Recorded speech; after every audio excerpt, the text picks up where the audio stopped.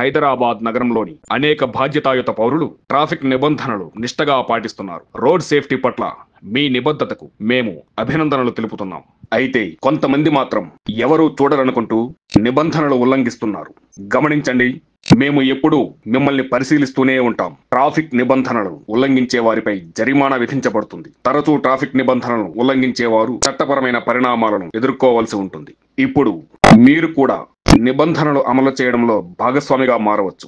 బాధ్యతాయుత పౌరుడిగా ఉండండి.